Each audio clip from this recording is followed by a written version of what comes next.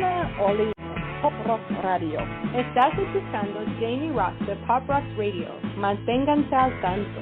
Hej, det här är Hits från Sverige och ni lyssnar till Pop Rock Radio med Jamie Roxx. Hey everybody, welcome to the show. This is the Pop Roxx Radio Talk Show. I'm your host, pop art painter Jamie Roxx, and this is the big show. You found it. I sure am glad you did. I have to adjust this a little bit. There we go. Very cool. I was very surprised. A couple weeks ago, I got a very nice email from the fine folks over at MTS Records, Mike Stover and the gang over there, and they had press stuff for our guest today. And it was my first time being introduced to him and his art, his music, and I was just blown away. I got to be honest with you guys. Really, I was just telling him before he came on camera, for those who follow me or know me or read my blog or whatever, no big surprise in the indie folk world. I am a sucker for stories, and I love being drawn into other worlds, and I'm just inspired by it. Everybody's always like, where do these crazy ideas for your paintings come from, Jamie? A lot of indie folk people are to blame for that. That's all. And that's not a bad thing. It gets the gears going in my head. I like that. Very cool. I hope everyone is okay. Somebody left the freezer open this week over the whole country, I think. I haven't seen any at our house, but I just saw on the news last night there was a bunch in Boca Raton, which if I threw a rock, I could probably hit that direction. We're in between Boca and Fort Lauderdale down here. But what I was talking about are falling iguanas. When these cold snaps happen, we get them maybe once or twice a year. The iguanas are up in the tree, and they can't handle it. They shut down, and they fall out of the tree and hit cars and people. And they're not dead. They're just... It's almost like a state of hibernation they go into. But there was a guy, was it last year, the year before, was driving around the neighborhood, picking them up, putting them in his car. He was going to go take them to the dump or something. I don't know what he was going to do. But he had a bunch in his car, like about 12 of them. And he had the heat going in his car. So his car was nice and warm. So they all woke up, and they were not happy to be going for a ride in this guy's. They didn't know this guy, and let alone they've probably never been inside a car before. It was disconcerting to them.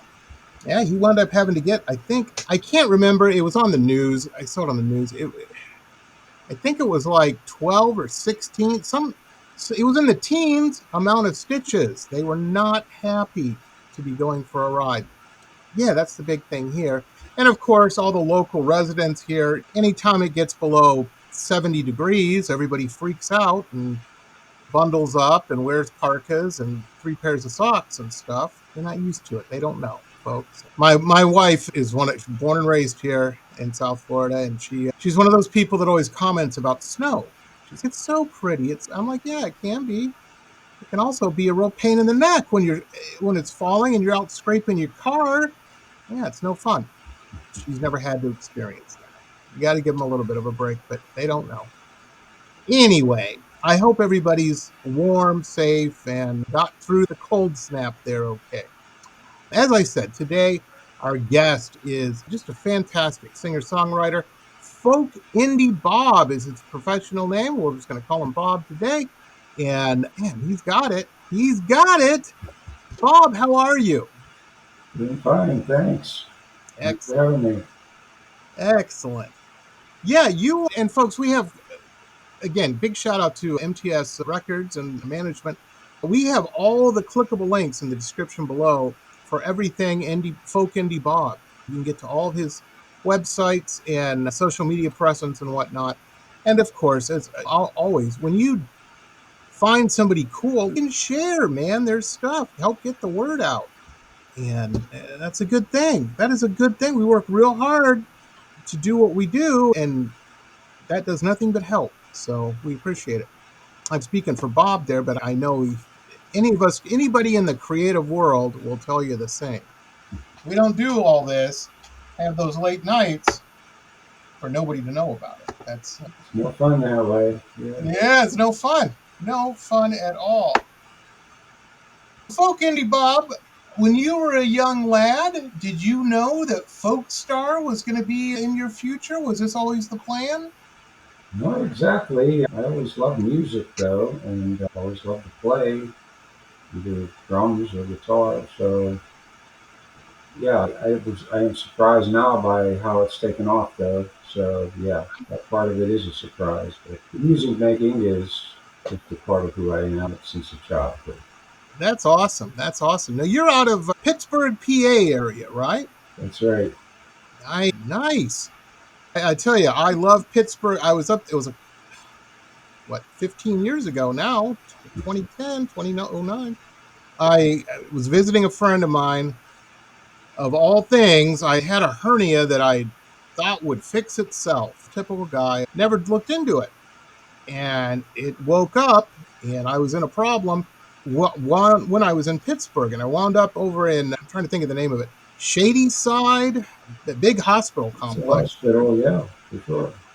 Those guys and gals saved my life. I was in the hospital for 3 months, 90 days. Wow, And yeah, it was crazy. that's It was bad. crazy. It was quite an experience. I've heard But in 3 days, that's quite a long time.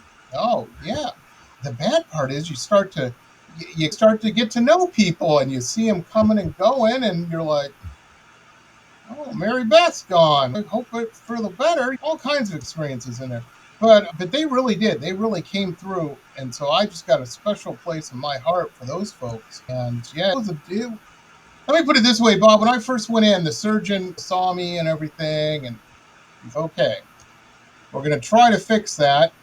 At the very least, we'll make you very comfortable while you're here. You don't want to hear that from the surgeon. I'm like, come on, man.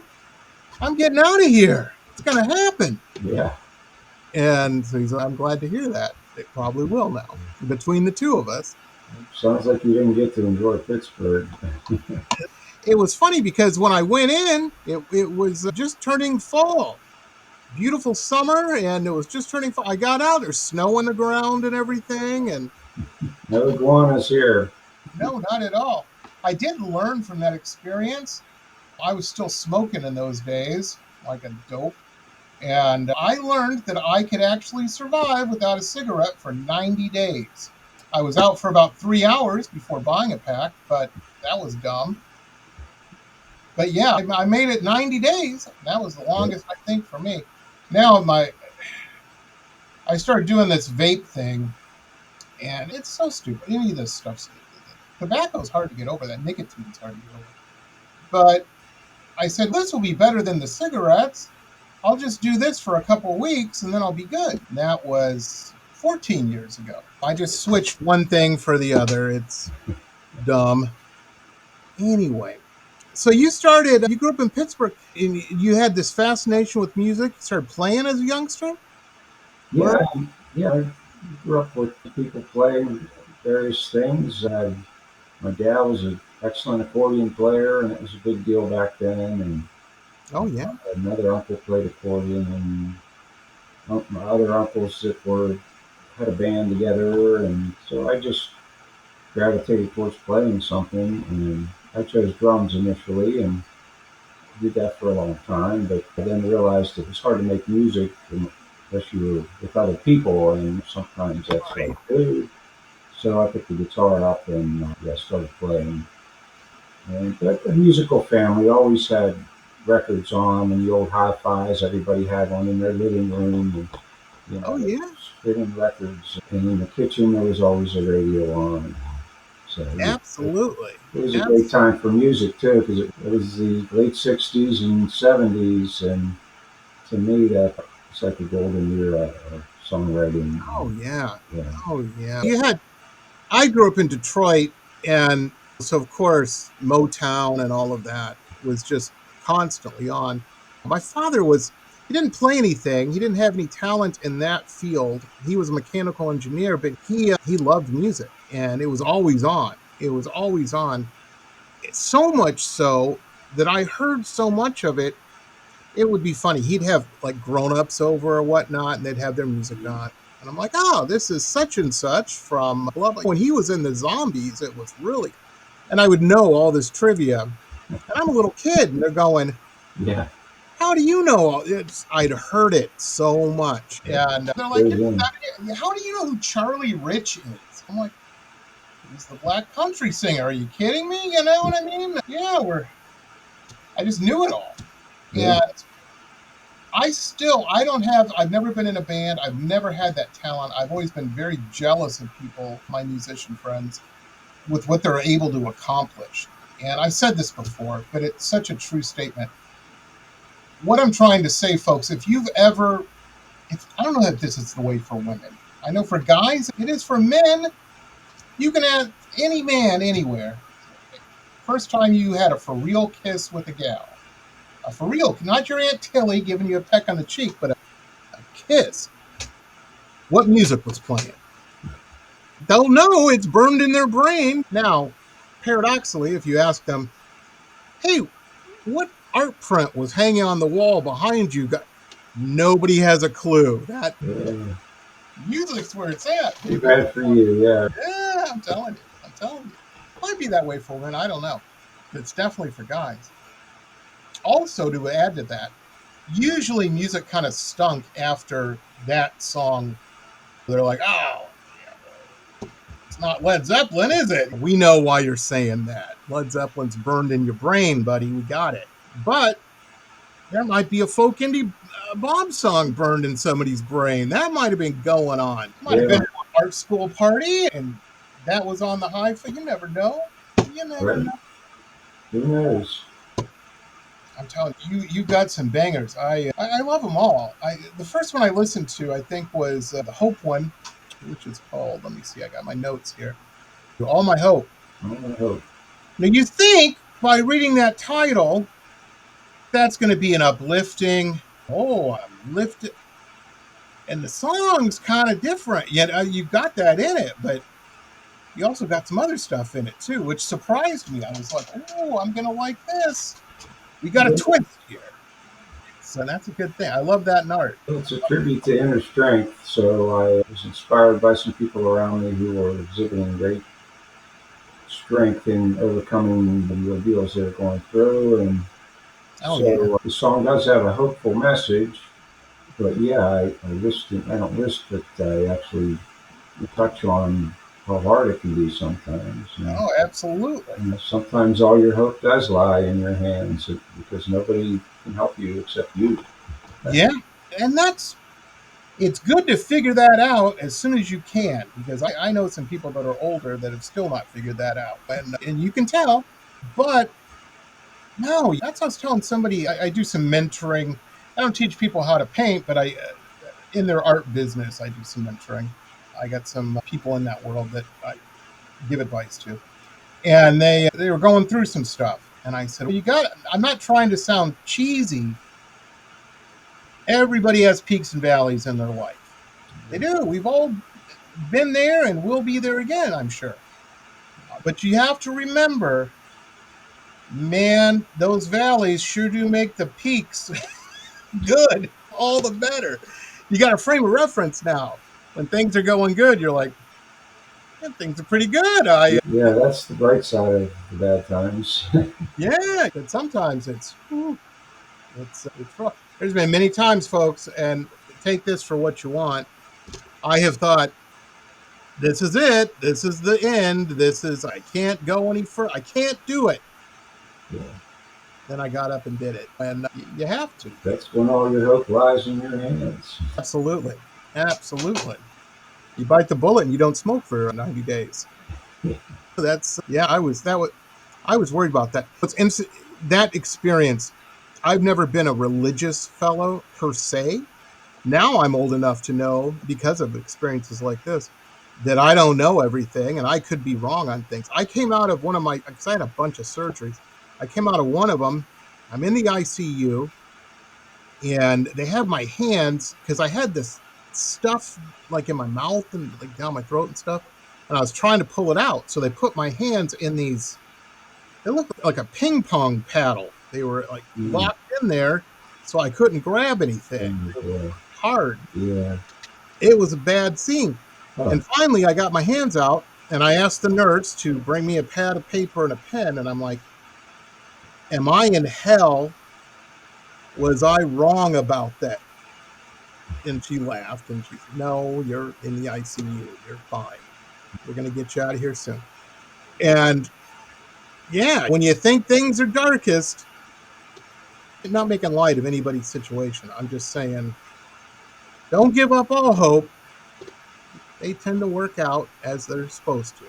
Yeah, sometimes we have no choice. That's true. That's very true. That's very true. And you've got the voice to tell those tales. You know what I mean? I'm telling you. I was talking to somebody the other day, and we were talking about folk music and old country, Americana and whatnot. And I said, I thought I knew some lonely situations. I thought I'd had a pretty good beat on that. Johnny Cash's little guitar cadence of a far off late night train clicking along, completely indifferent to you. That's pretty lonely. Oh, You yeah. know, that's Yeah. hard to beat. And I said, I don't know if I could paint it, but I sure did listening to it. Yeah, so it's very cool. Let's play a track. We've got 4 of them we're going to go through. What should we play first? We've got The Candy Wrapper, Crystal Ball, All My Hope, 4-Leaf Clover. What should we hit people with first, Bob? I think since we talked about it, we can start with All My Hope and go from there. Then we'll be a little more upbeat. This one's kind of an introspective and mellow type song. And so Yeah, I love it. I love it. With what we've been talking about. Yeah, this was the first one I heard, and I was just blown away. Here it is, everybody. Here it is. This is Folk-IndieBob. Check this out. All My Hope. Here it is.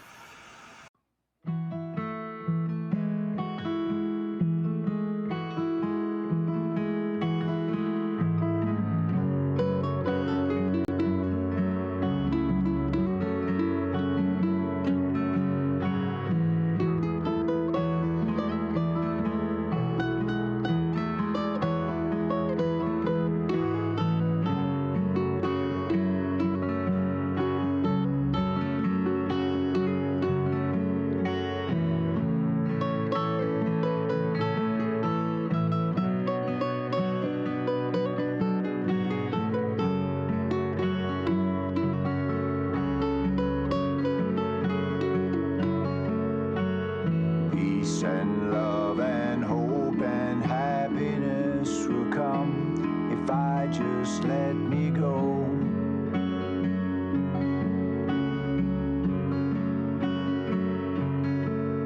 Been living with this darkness in my head, and I refuse to let it grow.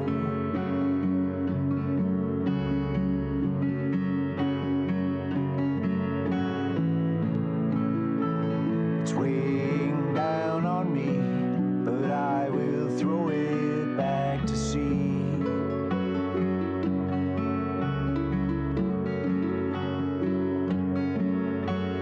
Ordinary things, they fade away, but I will get them back again.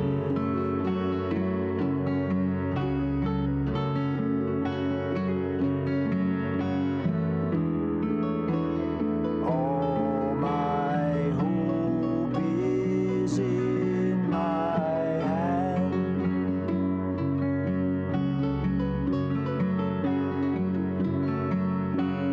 Life has tried to crush me with its weight, but I will grow back like a leaf.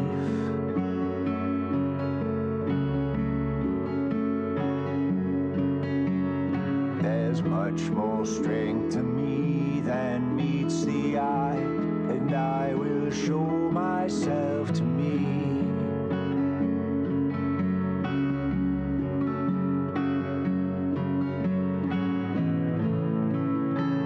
It's weighing down on me, but I will throw it back to sea.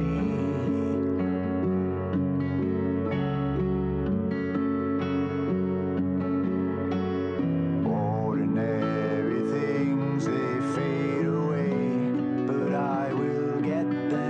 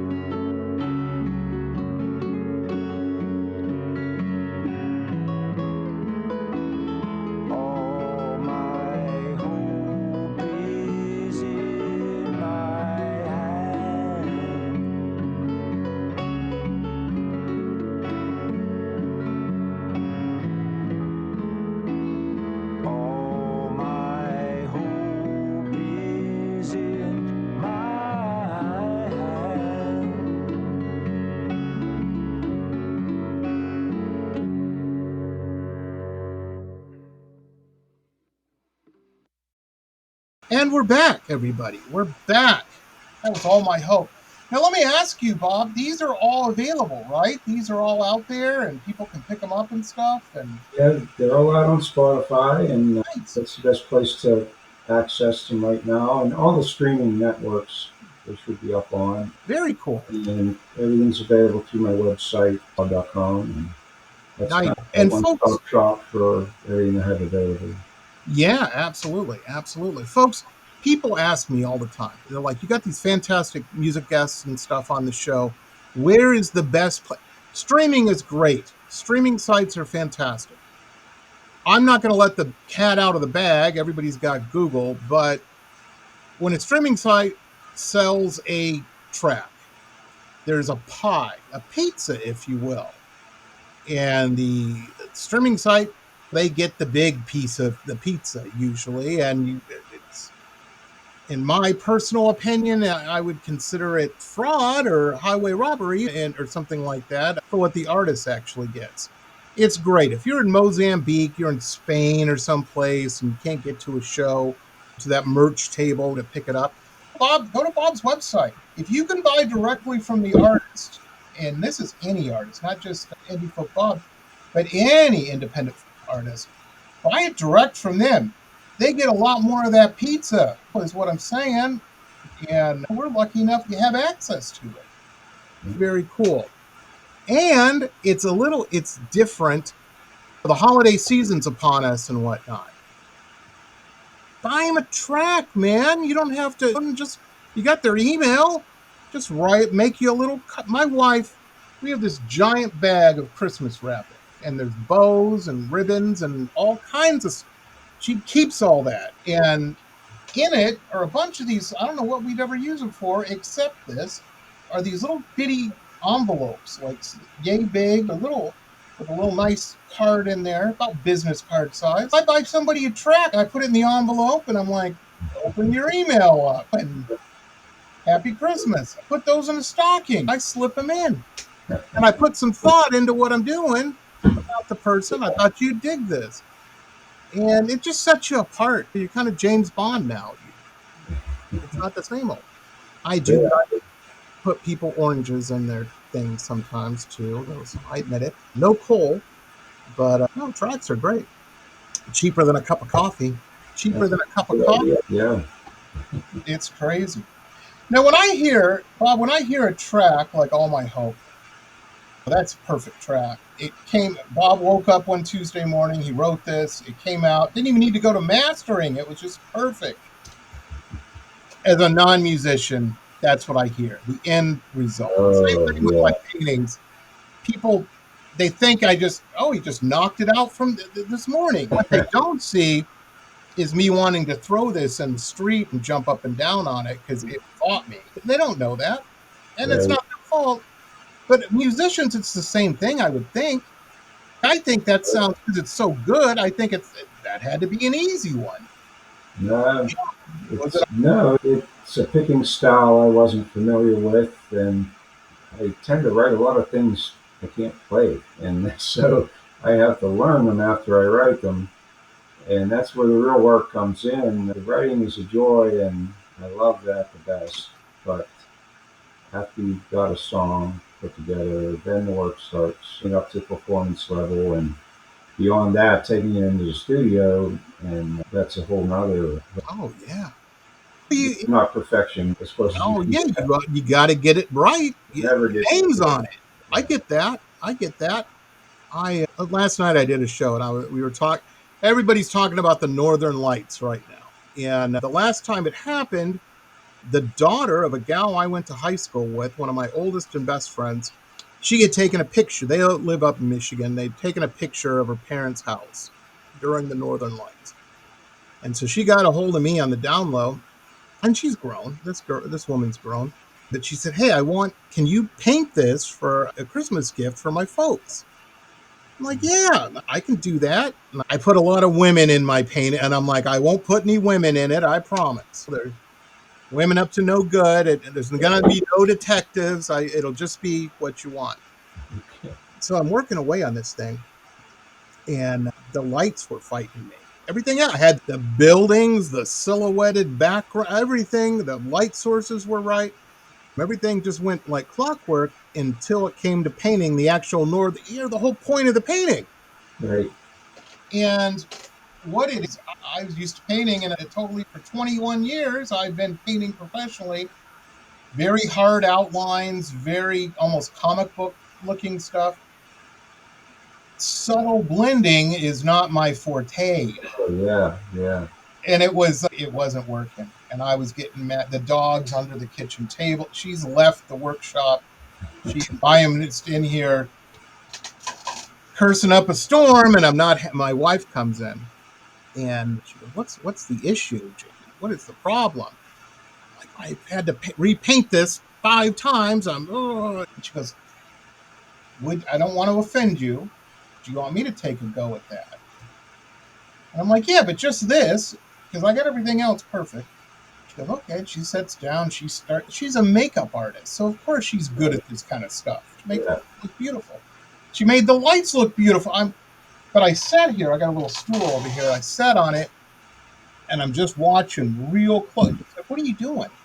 I said, I'm taking notes, and I'm learning how to do this, so I will know. And it's funny because my wife pointed this out. She goes, ever since that happened, your next 12 paintings had a lot of blending, a lot of shit. You just kept doing it and doing it. Yeah. Now you're real good at it.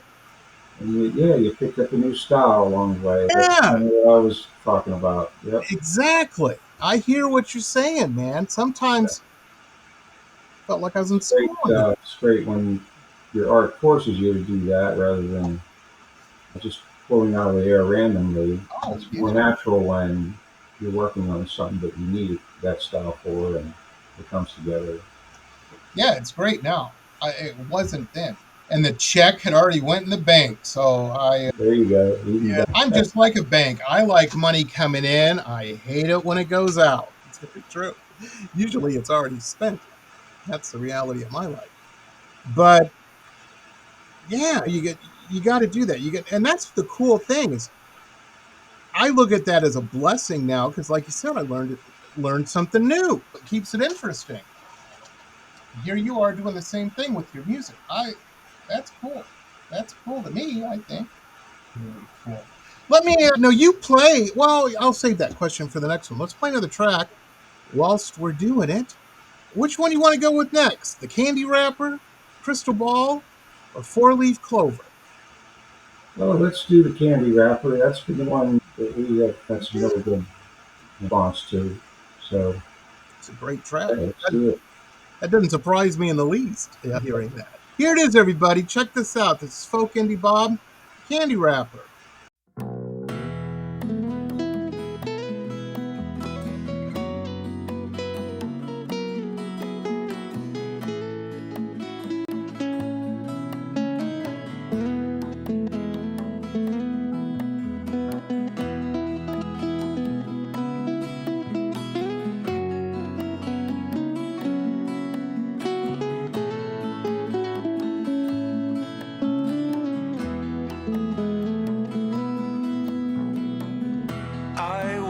A clean blank page, no marks were made on me, everything remaining to be seen.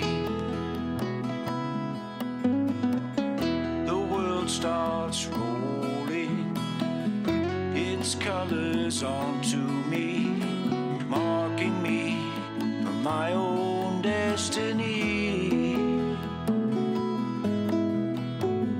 I sit upon the shelf, holding my sweetness, waiting there for someone to see me.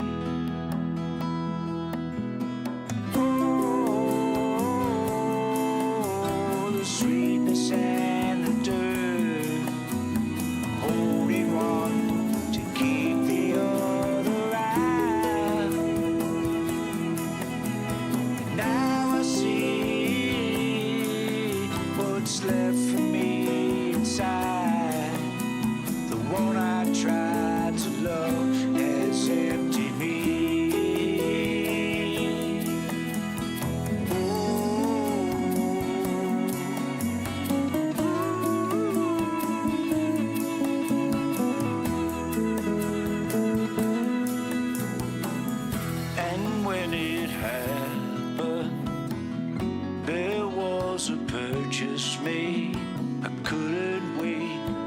let you open me. Let myself be open, gave candy to you. It was enough to watch you smile at me. But when you finished taking, I noticed something's wrong.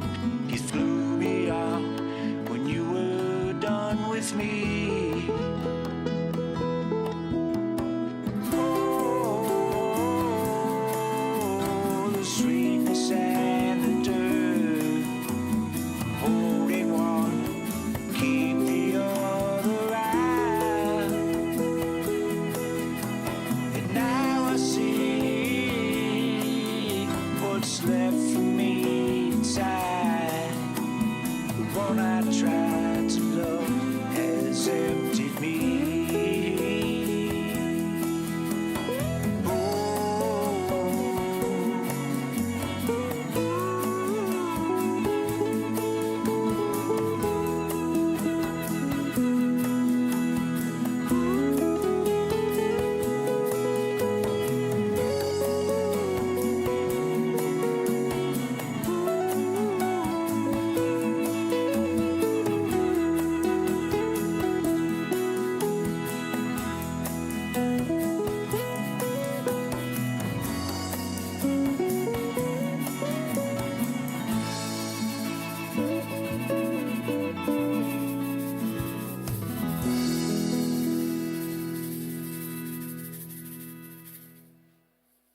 And we're back, ladies and gentlemen. We're back. That was the Candy Wrapper. That's a great track, too. I really enjoyed that one. And that we were having a discussion, not to get too much behind the scenes, folks, before we came on camera, and Bob was telling me, he goes, now there's an old version of it that's out floating around and whatnot. Make sure we want because he went back and he made some changes.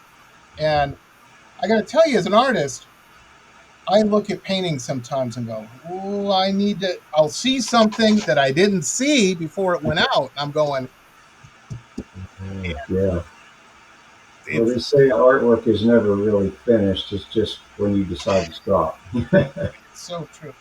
I had this conversation with my wife, and I was looking at some old paintings from 2009 or something, just way down the chute from where we're at now. I've sold thousands of paintings since then. But I'm looking at them and going, I really need to repaint this. And I won't even charge the fee. I'll just send them the painting new, the way it should be. Mm-hmm. Absolutely not. You're not doing that. Those people paid you money they loved that painting. The way you did it, they spent their hard-earned money, folding money on that. You're not going to insult them because you don't like it or whatever. They loved it, obviously. Mm-hmm. And save that energy for the next one. And I'm just like, right. She's always right. She's always right. So, yeah, I held off on doing my big plan there. But I get it. Now, I haven't heard, I don't think, what's weird about musicians, you've probably experienced this so many times. You'll hear something, and you're like, oh, I need the chord, this chord there. But as an audience member, we have no idea what you're talking about.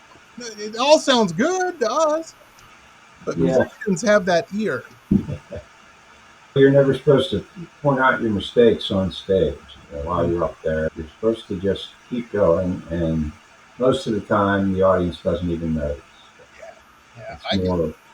It's something musicians are particular about. But most people are just going with the flow. And a lot of people, guys and gals that I know that play guitar are like that. Like they can pick up a Les Paul, tell you the year. They're like James Bond with a glass of wine. They're like, oh, this was a blah, blah, blah grown on the slope of... I don't hear any of that. To me, it all sounds exactly the same, but I guess it was a 1969 Les Paul or Fender Stratocaster. Sounds like a guitar to me. But yeah, they got good hearing. That's their job. I get it. I'm that way. If we go to an art gallery, my wife says, you look like the Terminator looking for somebody. You just walk in front of every painting and you're scanning it. Yeah, I'm figuring out how they did that. Oh, okay, that's maybe I'll want to do that trick in something I'm working on, trying to learn. But yeah, musicians got to be like that, I imagine. When you listen to music that isn't even yours, you're like, I should have done that. I would Yeah, have. so, yeah. It's nice to have influences. Plays a part in any So type of artwork. I imagine like early 70s, that singer-songwriter era was coming up. That's early Billy Joel and Springsteen was coming on the scene and whatnot. Were these all influences you had at that age? Oh yeah, starting in the late '60s, like Crosby, Stills, Nash and Young, and they were super writers, and they also had such a beautiful sound. America, I gravitate towards that sound a lot in the writing. Just that mellow. Yeah. Now that I'm older, it's where my brain is and my tastes are, and it's nice to have that smooth, easy rock feel. Oh, Uh, absolutely. and yeah, so there's those couple, and then I had a lot of angst in some of my writing, and also people like Pete Townsend and Paul Weller of the Jam and Joe Jackson. These were some of the '80s influences as well. Like Mm. once I became a teenager and a young adult, I got off of what my family was listening to, which was all that early '70s and '60s stuff, and got into my own tastes. So Yeah, the Jam. yeah, They I were just a great band. That, yeah, I liked all that high energy angst like absolutely. When I first material. heard And them, I'm like, this reminds me of black music. Again, I grew up in Detroit. It's got that when they weren't heartbroken. My dad has a much better. He was in the Marine Corps when he during this period, and he says, "Man," he goes, "I can't remember which week.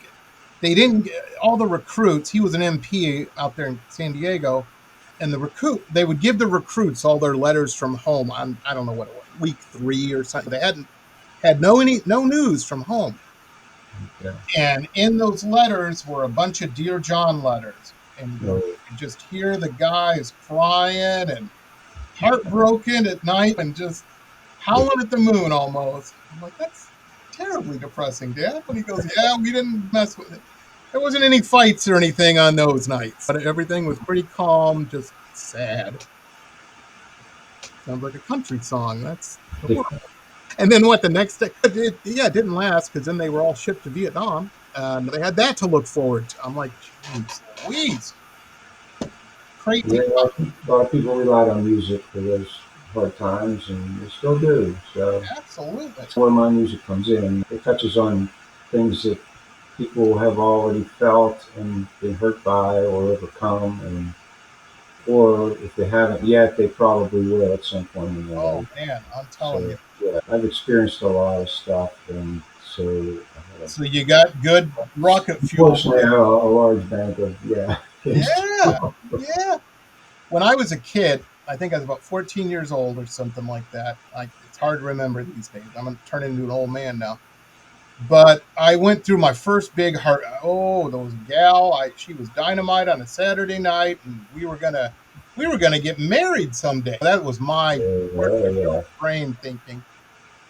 Of yeah, course, it lasted about 3 weeks, and I was beat up inside, man. Nobody had ever felt like I had felt.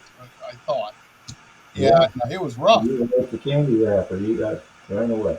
Yeah, exactly. While I was walking around the house, all long faced and hurt, my father was like, "What the hell's wrong with you? What happened?" So I told him Mm, my tale of woe. He just shook his head. He went over to his hi-fi because I had a hi-fi in my room, but he had the one that none of the kids were allowed to touch. He was one of wow. the reel-to-reel player, the big Oh silver wow, reel. yeah, that was high tech back then. Yeah, he had but he went over and he got out an album. He goes, "I want you to listen to this." I said, "Who's this?" He goes, "This is Hank Williams." Oh boy. Yeah. Williams has felt what you're feeling, right? I'm like, Oh yeah, he half of his songs were that like that. yeah. So I listened to a couple of them, and I'm like, A lot of artists, that is a great fountain of songwriting oh, yeah. water, if you will. Yeah, there's so many people that are drawn from that experience. Oh, absolutely, absolutely. The cool thing, I'm friends with a guy who's in a modern. very much contemporary band. They have a DJ in the band and all that. Lives in Sweden and plays big electronic music festivals and laser beams and fog machines, that whole scene. Mm-hmm. But we were talking, he's a pretty good friend of mine, and I asked him, I said, how do you, because you can write some really good hit songs, how do you, and he goes, look, he goes, I'm going to tell you a secret. If you can play it on an acoustic guitar like the one you got behind you there around a campfire and it's a banger, it's a hit, it's a hit. If you need all this other nonsense, You it ain't shouldn't make a hit. that do that. It's And pretty hold out that way. I agree with that to a point. Now, some of the technology has come along, though. People have really mastered it and turned it into a form of instrument. So all the sampling, that I give credit to those people. I don't have the patience to sit in front of the screen and do all that and cutting and pasting. And it's just not my thing. But I Indie do folk Bob, sometimes I have a hard time listening to it, let alone making it. I can't even imagine. that.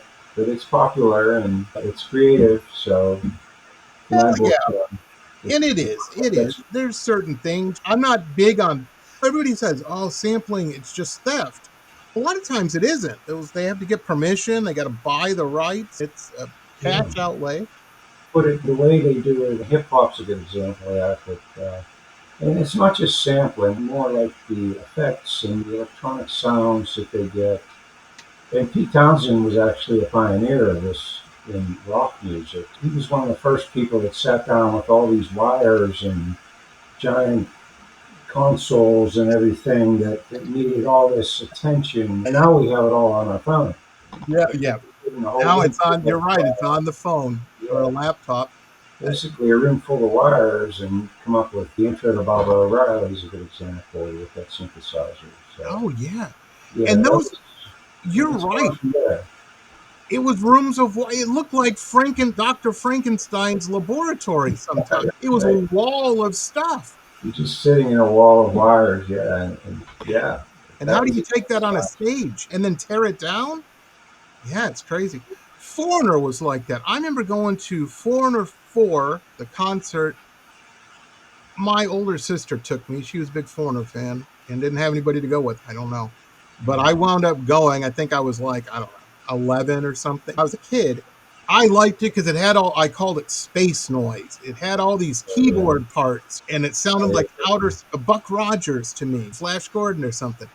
But Kansas too. Kansas, I think the first album I ever bought was Kansas. Oh yeah, Kansas. Point of No Return, and they had all the keyboard stuff. And I didn't end up playing keyboard, but I was influenced by that. I remember when Van Halen dropped Jump, and everybody was like, yeah.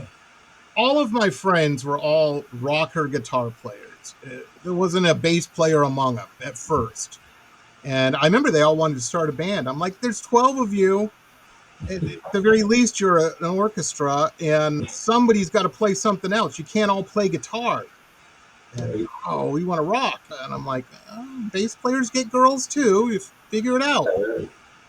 Anyhow, but they all lost it with Van Halen. They were like, Eddie Van Halen, the Mozart of the guitar, is playing keyboard. I'm like, yeah, it all is about finger movement, guys. And there's a lot on there too. So probably good at the trombone. I'll have to do it someday. I always say when I run out of ideas on the guitar, I will go to the piano. But I haven't had to do that yet. But one of the things I like about indie folk music is it's got relatability. That's a given. You're going through the, may not be exactly the same thing, but I get where you're coming from and situations. I can wrap my head around it. But also, it's usually simple, unless it gets weird. I've seen some younger indie folk people. I'm like, what's that barefoot guy on stage doing? He's doing a washboard, Jamie. Yeah.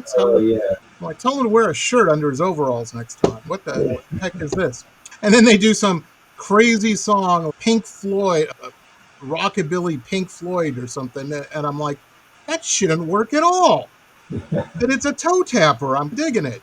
Give me another one of them $16 beers over there. That's usually where they play. It's so true.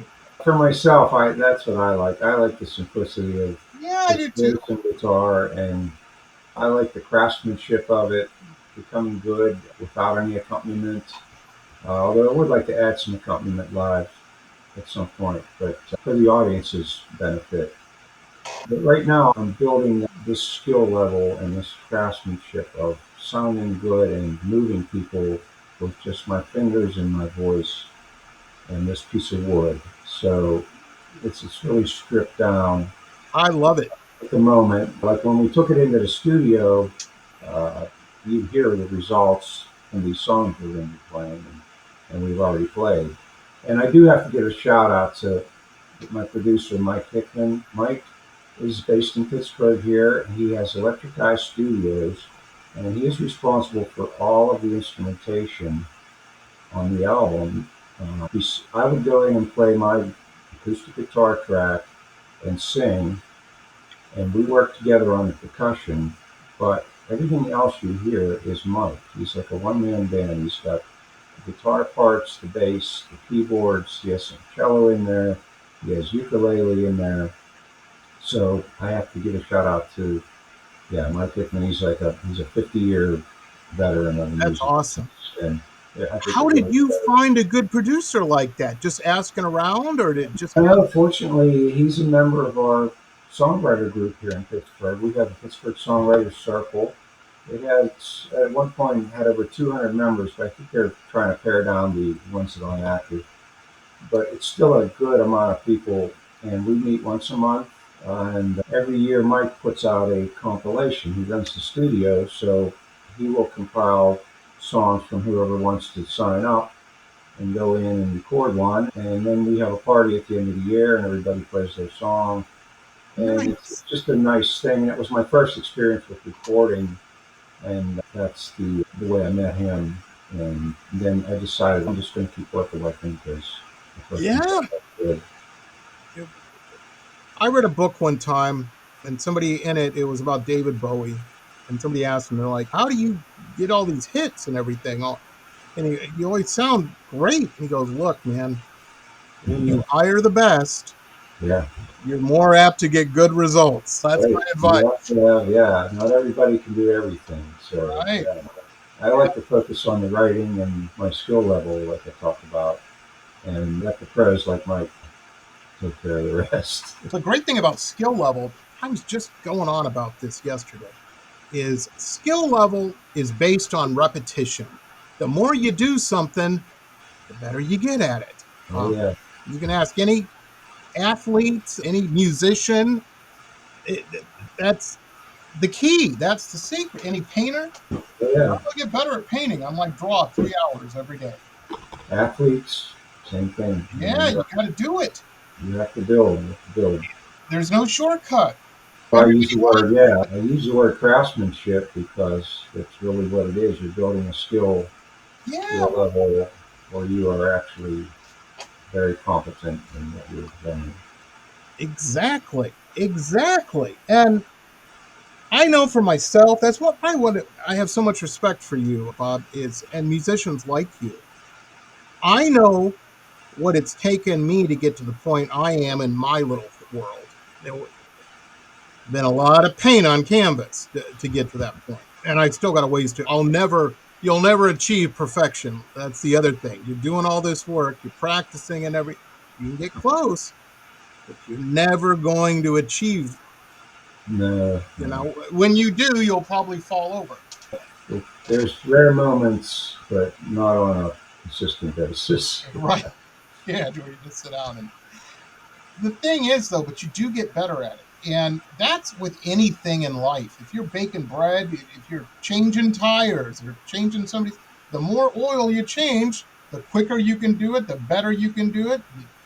Why you don't forget to put the plug thing back in, because you got experience doing it.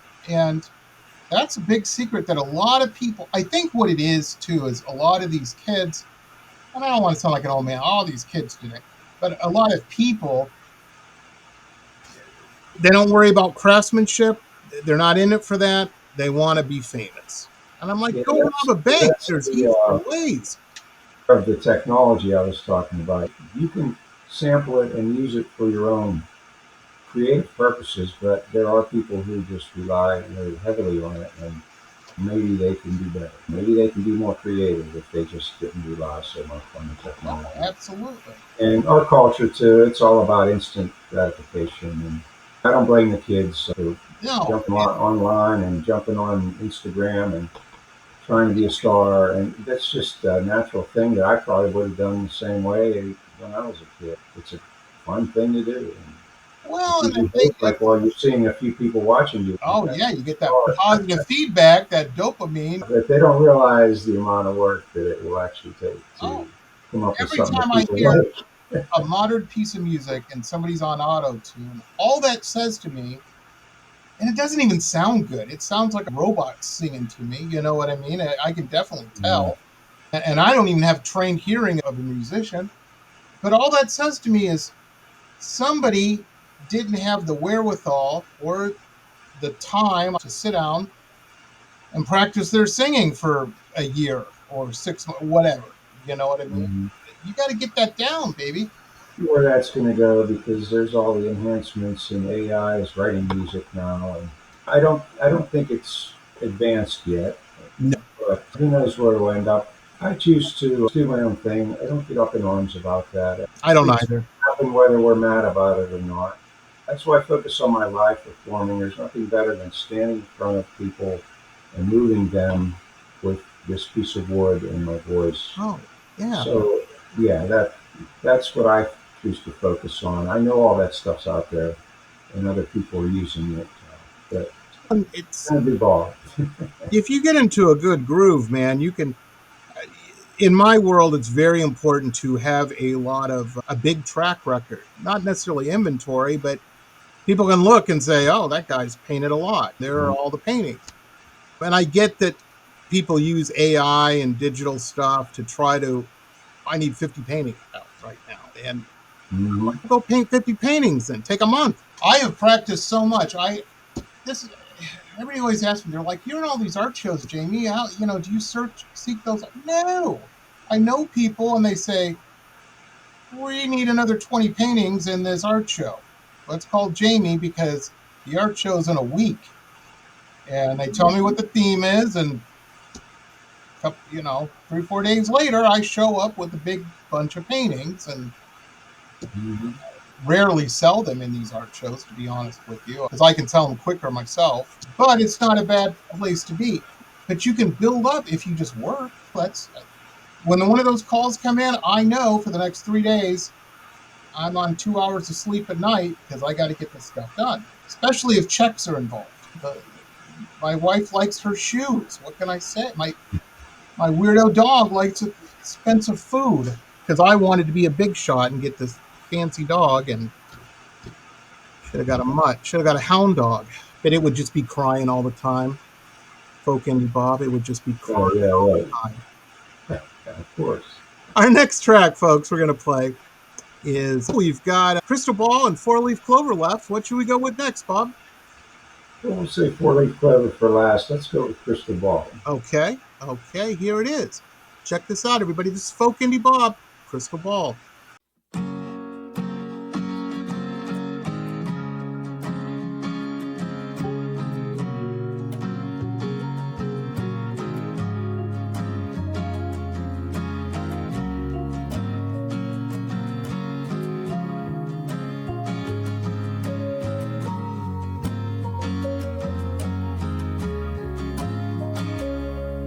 There's a part of me, it's like a crystal ball.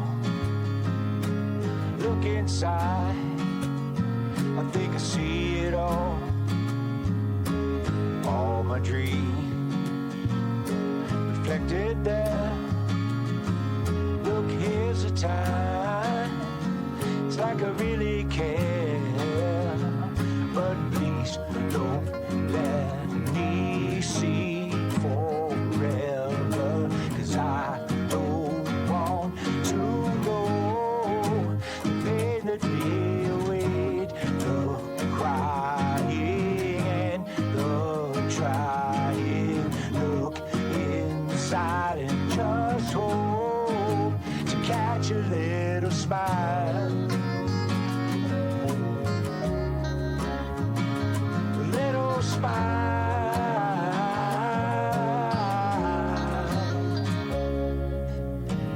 crazy world, crazy days, hard to know where I stand. All of me is in this little ball, hazy now, will become of me, but please don't let me see forever, 'cause I don't want to know the pain that may await, the crying and the trying. Look inside and just hope to catch a little smile, a little smile, a little smile,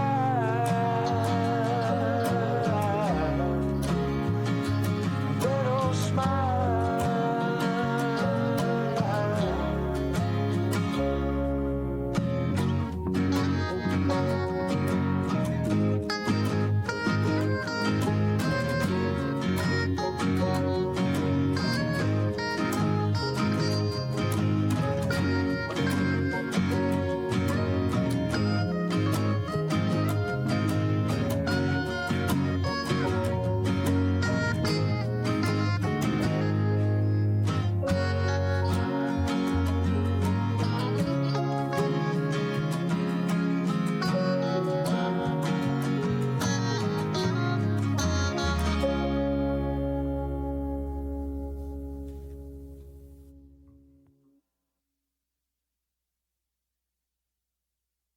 And we're back.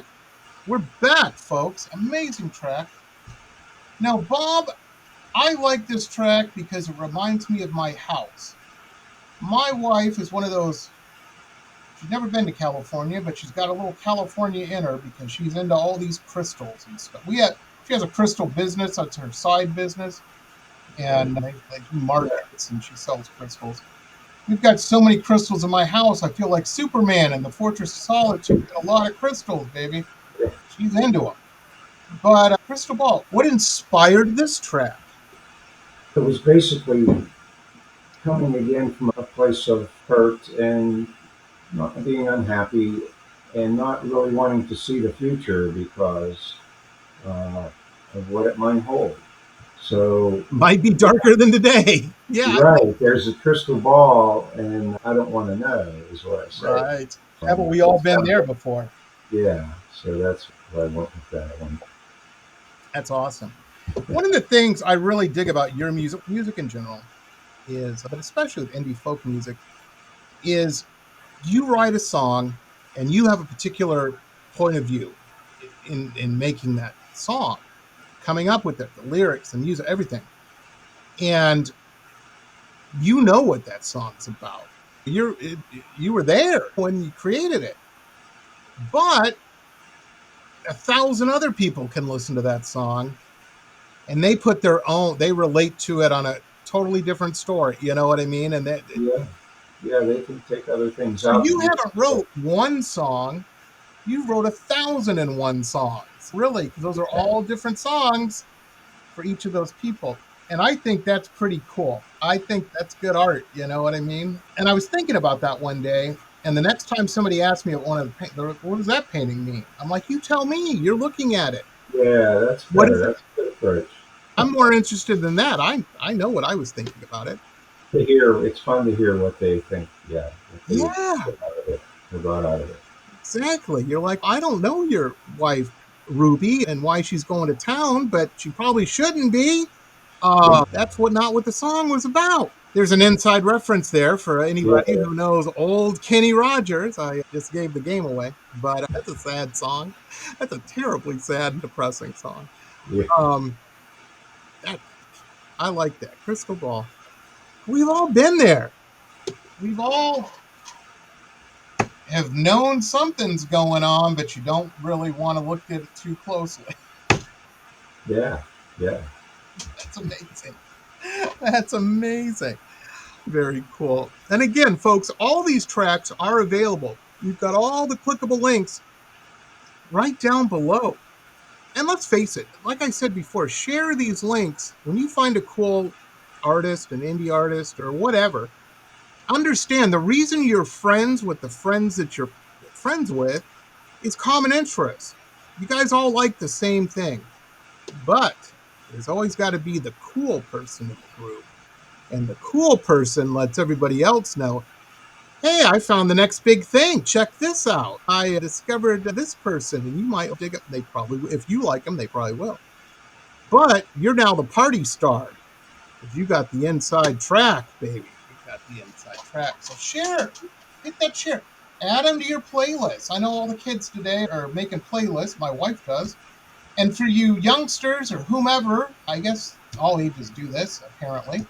I don't know much about TikTok because I just found out, I'm such an old man. I told my wife, I'm like, her name's Danny. I'm like, Danny, I need to make a TikTok account. I can make a heart out of my hands and do one of those little dance a jig or something. And she's, Jamie, you have to use a cell phone to have a TikTok account. You can't do it on the computer. And I'm like, what are you talking about? You can't? And she's, no, and you don't have a phone. So no TikTok for you. And so I had to look this up, and she was right. She's always right. Can't have one. But I've listened. She showed me, because she watches TikToks all the time. She's a little younger than me. And folks, don't get it twisted. As the kids say, the reason I don't have a phone isn't because I'm Mr. Cool and I don't want to support technology. No. Phones cost $1,000, and I tend to set things down and walk off and leave them. And it took me 7 digital cameras when those were $1,000 a piece to figure out that. And I just am not good with that kind of stuff. That's why I don't have a phone. Plus, my wife's got one. I figure if the missiles are flying, she's going to get the message and tell me, get under the desk or the table or whatever. But I've listened to a lot of them because she's watching them all the time. She's like, check this out. And they all have music in the background. So if you like a band, you've discovered the next big thing, put them in your TikToks you're making. Get that out there. Movement is energy. And any artist, no matter what they're doing, they just want to connect. And they want the more people that hear their stuff or see their stuff. When you're fishing, what's the old adage? The more lines in the water, the more apt you are to catch a fish. So it's very important. All that stuff. I don't know how it works. People ask me, Jamie, how does the Spotify algorithm? I don't know. How does a 747 stay afloat? I don't know, technically. I have an idea, but I couldn't go build one. Bob, I am definitely one of those guys that you always see these time travel movies where the guy, I'm going to go back in time and invent all this stuff and be a gazillionaire. I wouldn't know how to invent anything. I got a piece of hair on my mouth. See, I can't even do that. Anyway, yeah, I'd be out of luck. I would be out of luck. I'm like, we'll just put it in the microwave. We don't have a microwave, Jamie. Here, let me make one. No idea. Ain't gonna happen. Don't rely on me. It's crazy. It's crazy. So the last song we're gonna play is the one we've been leading up to. The one we've been leading up to. 4-leaf clover. Now, when you were a kid, my grandma, everywhere she walked, she was always looking down. I'm like, Grandma, what? Are you sad? What's going on? She goes, no, I'm looking for 4-leaf clovers. And she would find one every so often. We'd put it in a book, like in a Bible or something, a thick book. And she had a whole bunch of them. What inspired this? Or should we play it and then talk about it? Yeah, sure. It's basically about wishing for good luck. I got you. What a 4-leaf clover is supposed to do. Yeah, and again, relatability. Bob, you've coined it. We've all been there. You know? Yeah. You ever had it so bad you start sounding like one of these guys in Las Vegas? You're like, it's got to pay off now. You know what I mean? I can't stop. It's got to pay. My luck's got to change. Bad. Couldn't possibly continue. I've been there. Yeah, we all wish for good luck. That's for sure. Absolutely. Absolutely. And it's cool when it shows up because it doesn't just show up. It usually doesn't just show up in one thing. When you get on a good luck streak, it's a streak, baby. You're like, man, I'm the gold king. Everything I'm touching's turning to gold today. Yeah, Until it doesn't. still it doesn't. Oh, crazy. Here it is, everybody. This is Folk-IndieBob. This is called Four Leaf Clover. Check this out.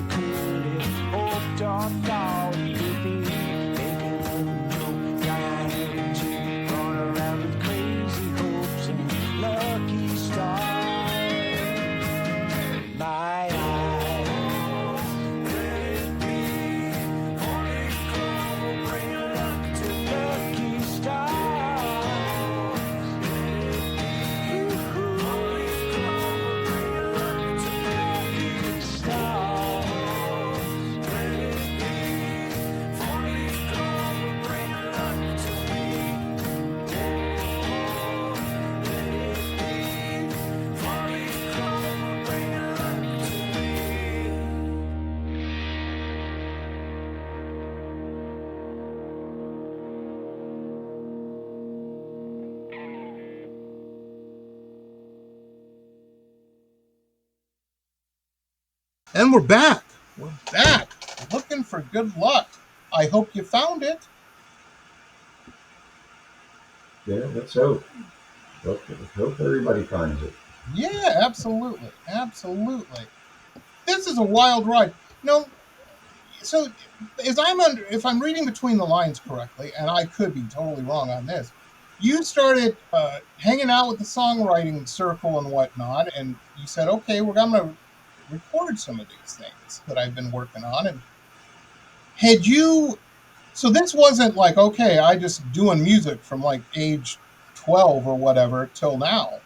You had taken a little bit of a break in between there? Oh, yeah. I took over 25 years off to do life, and I was in a band and everything when I met my wife, and she wasn't a musician, and so we started doing other things, and I just got away from music and ended up really with no instruments left except my drums.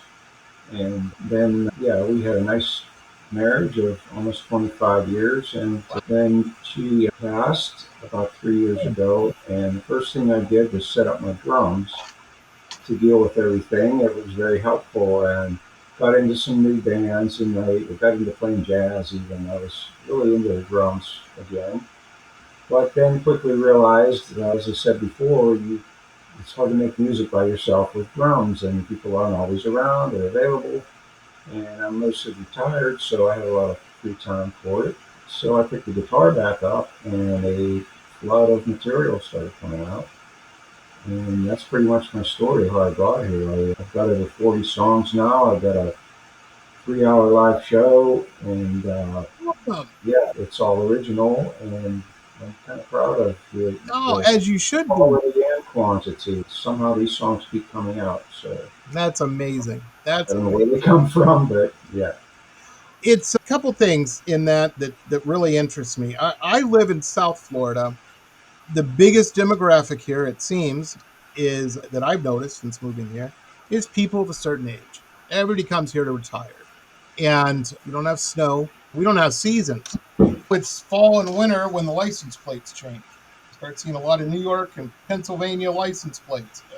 Everybody's down here. But a lot of people have a very similar story to what you experienced. I know so many people that life happened, Yeah, kids, and they wanted to be a singer-songwriter. My father-in-law is exactly that. Suddenly he had a bunch of babies, and yeah. he had to get an engineering degree then. If you want, And they were all well, girls. nothing. They were all girls. So and everybody's, what does that mean, Jamie? What are you being one of these guys? No. What having a bunch of girls means braces, eyeglasses, ballet lessons. If you're real unlucky, ponies. Yeah. Ponies are expensive, more expensive than a boat sometimes. Yeah, unfortunate. Not really time and age, but through everything that happened, I was able to Well, focus now, all almost full time, and so I yeah, still have the energy, and I'm able to get out there and go for God knows how long, but I'm doing it now. So that's where he's at now. He's got his man cave and a very nice house. yeah, And there's 7 guitars on stands hanging on the wall. You know what I mean? He'll yeah, every so often take one down. Usually when there's a get together at their house or something, he'll yeah. perform a little bit for everybody, and it's just great to see. Your Mhm. story, I hope, for our local listener, it really inspires people because now you reach a certain age, you got maybe, hopefully, a little more, a couple coins in your pocket to, when you're 18, everybody's broke. Nobody has any money for anything, let alone guitar strings or chords or any of that kind of stuff, which guitar players always seem to break for some reason. I get it. You're showing off. You're trying to impress a gal. I get it. But no. And the other thing in your story that you were saying is doing your art through your grief. And I personally, that's my game. That's what I do. People have looked at my website and said, man, 2015, you were just on such a roll. You painted 470 paintings that year. Yeah, And what they don't know is that's the year my father passed. And that was yeah. a year for me. You know what I mean? And that's how It's probably what happened to me too. Yeah, you've got this well of basically grief, and it can be very inspiring. And I look at it as well. Maybe something good came out of it at least. the last I gift, would have what I never call been it. in this position if I hadn't had the grief that I've had. Yeah, she did. She left you that gift. And I've never experienced, I've lost family, I've lost friends and whatnot. But your honey, that's got to be a hard one. Yeah, Oh, it's that's, hard. I'm rebuilding my identity though, because when you're married for a long time, you lose your identity when you're married. yeah, you become a couple. But I don't want to be that guy that lost his wife. That's my story, but I'm trying to find Bob again and move forward and get back to who I am as an individual rather than with that That's marriage cool. back. Yeah, I'm working on that. I'm making good progress. It's taking years, but I think getting that's an achievable goal. And I think it doesn't diminish the period leading up to it. we had a great marriage, and it was something to be proud of. That's Yeah, what all you can do. That's all you can do. But it's great as an artist that you found some sort of something, solace, whatever it is, and inspiration to help you to light that tunnel out of a very dark place. And Yeah, I wasn't even doing it to be heard. I was just doing it in my little room, and that's what was coming out. That's how I chose to spend my time, and I did it for me initially. But now it's fun to try to yeah, get people to absolutely. enjoy what I'm doing, and that to me is a fun challenge. And people seem to be responding, and yeah, they seem to like it. Absolutely. I did. We got a new fan here. I grief and depression. One of the insidious things that very few people talk about is it can be, and it's easy to get into this, quicksand. You're stuck in Yeah. it, it's hard to get out of. And we've all heard the tales of family members or people we've known, something terrible happens and they can't get out of it. They Hmm. can't shake out of it. And by shaking out, I don't mean to imply that they forget or have any disrespect for what led to that, but it's such a pleasant thing to see someone be able to get, because it gives people that are getting into that a little hope. Yeah. You might, Yeah, I hope that happens. yeah, I hope other people can see that I've moved forward. It certainly wasn't easy, and it's, like I said, taking a period of years. You have to think in terms of years, not months or anything. I, And yeah, I was pretty down and coming back up. So well, yes, you there is seem hope. like a real cool guy, Bob. You seem real cool, and that Right. gives me hope because in everybody's life, you come to a point where you realize there's more train tracks behind you than ahead of you. You know what I mean? And that's just life. Yeah, we And don't know. We don't know what's happening. So yeah, gotta keep absolutely. moving. You gotta keep. You gotta keep. That's amazing. I'm very inspired. I love your art. I love your music. It's really cool. I noticed on, and I wanted to mention it on your website when you go to it, folks. This is a great website. You guys have all heard me complain about websites. All of my weird artsy friends have terrible websites, Bob. I'm like, where's the music at? Did you give the, you see the tree and there's a monkey and did you move the banana? I'm like, no, I'm not doing all that. I just want to hear the song. I'm an old man. Give me a break. Throw me a bone Yeah. here. Throw me a banana. Yours has none of that. It's one page. I love that idea. I think that is just brilliant. And one of the things is you have a calendar where you're going to be playing, what time you're going to be playing. And I think that's cool. You click on the little, if the square is blue, you click on it and it gives you all the information right there. What more you need? This Well, is fantastic, Bob. thank you. Whoever built that, buy them a cup of coffee next time you see them. Yeah, that is my lady that I hired actually, but we're more kind of friends now a little, and have gotten to be working together quite a bit. Her name is Robin Stanton, and she is in Pittsburgh also. She runs the Rising Star Talent Agency, so I'll give a shout out to Amazing. Robin. Yeah. And she's been doing media for me and some promotion and trying to find me gigs, and we all work together on that stuff. Well, it's, Find that website, and it was a chore going back and forth, and I thought I was going to lose her for a while because of all the changes I was making, but she stuck it out, and I think it paid off. yeah, it's a great website. I love the simplicity of that. I'm telling you, I am jealous of this a lot. We're talking about quicksand. Making a website can be a lot of quicksand. Oh my God, yeah, we went back and forth like forever. I have done that with mine where I need a spinning globe. Yeah, I need a spinning globe, and where all the guests from the radio show are from, little pins in it. No, I Yeah, don't. You don't need that, Jamie. What is wrong with you? You and your gadgets. Settle down. Settle down. Look at Bob's website. It's fantastic. So 3 cheers for Robin. She knows what the hell she's doing. I'll tell you that. Very, thank you, very Rob. cool. I love it. I love it. But the point is, you're playing a ton.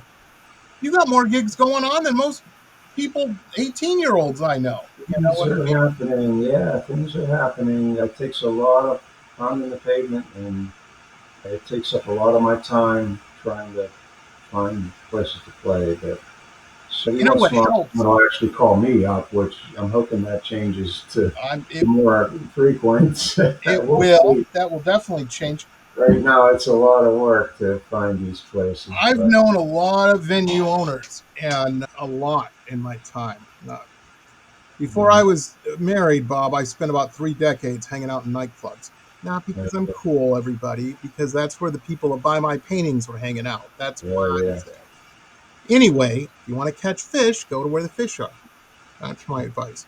But the point is, I've known a lot of venue owners. And one of the best things you can have when you go in to talk to a venue owner is a track record. Look at all the places I've played and what I've done. I'm playing again. You get better at talking to them about it. And you get your shit down, and you just learn how to do it. It's another skill that I didn't plan to have, but I have to have it. I can't just rely on Robin, and she doesn't have time. And that's part of the business now. Ever since Napster, everybody's got all these musicians, all these indie artists. They got to post on Instagram. They got to do all this stuff. It's right.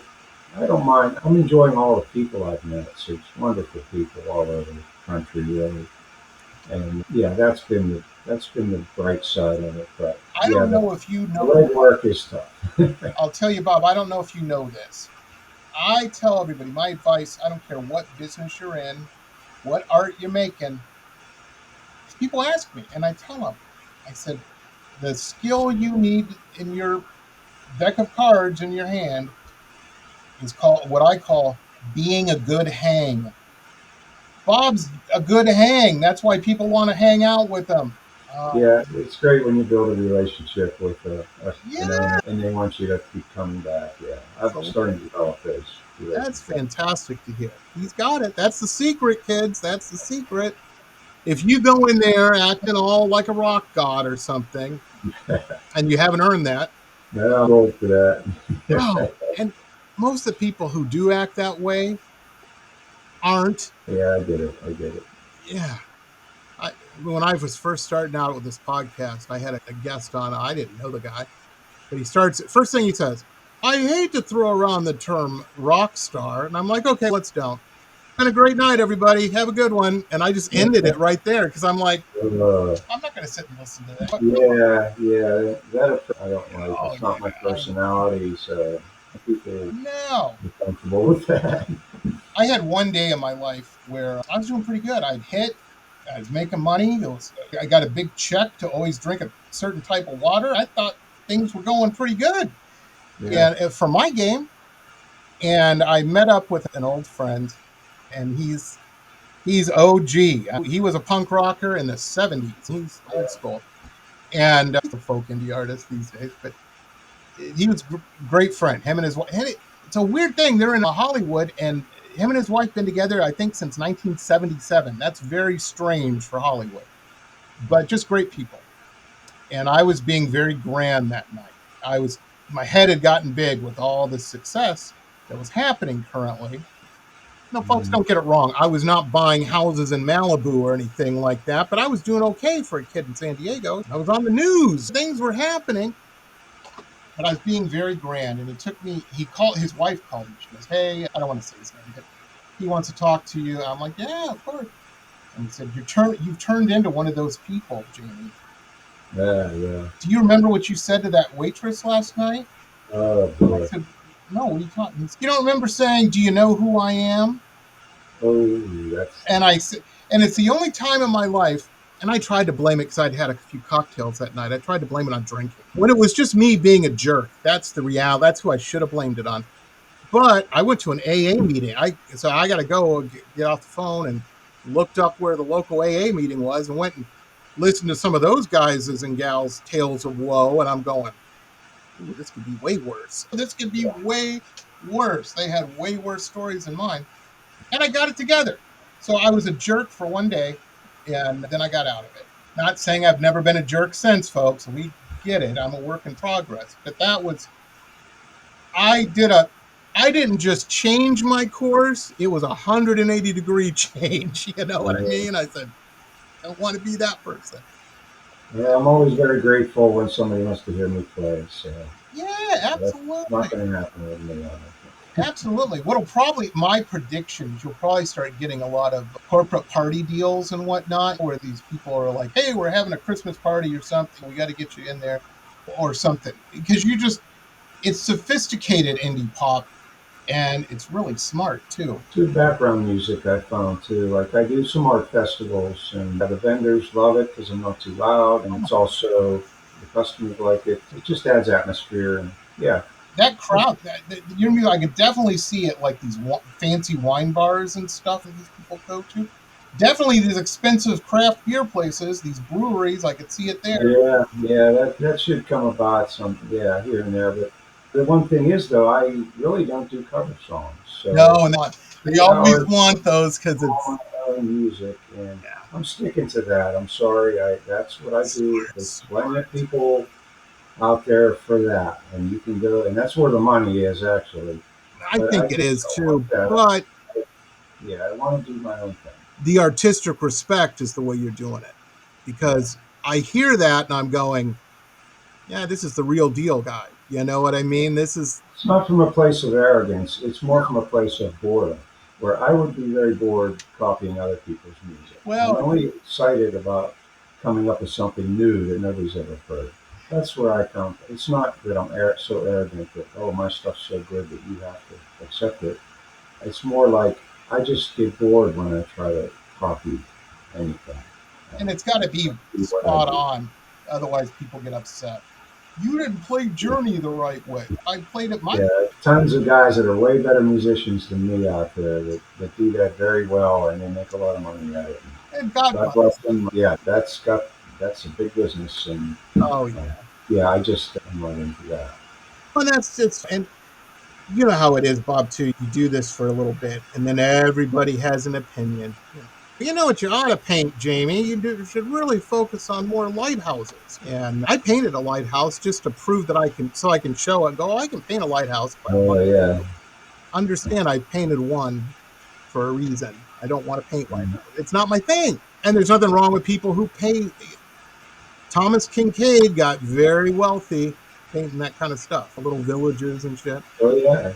I He couldn't do he that. did Thomas Kincaid. He didn't go out there copying everybody else. He came up with his style and Yeah, presented it. played the game. You know, where the chips fall, they fall. I'm presenting myself, and see I what couldn't that. do it, Bob. I would paint a village and have to put a UFO or something in the sky. That's your style. Yeah, Nobody wants to see right that. there. Yeah.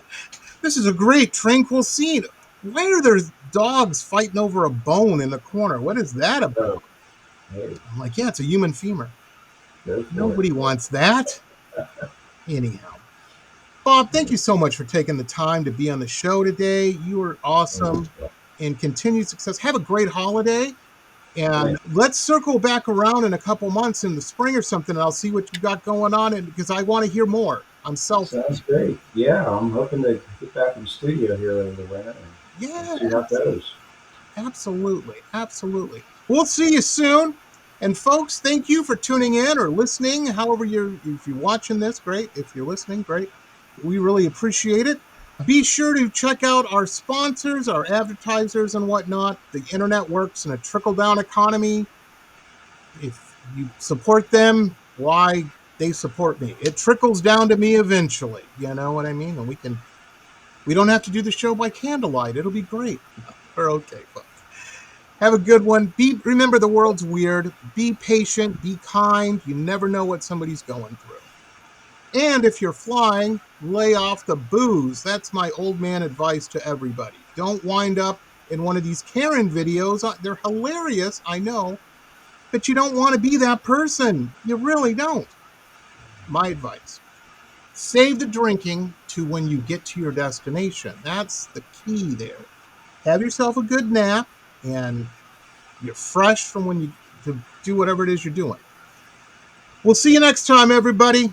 Yeah, don't be the person who ruins Thanksgiving because you're in the pokey, because you got lit on the plane. Come on. You can't be.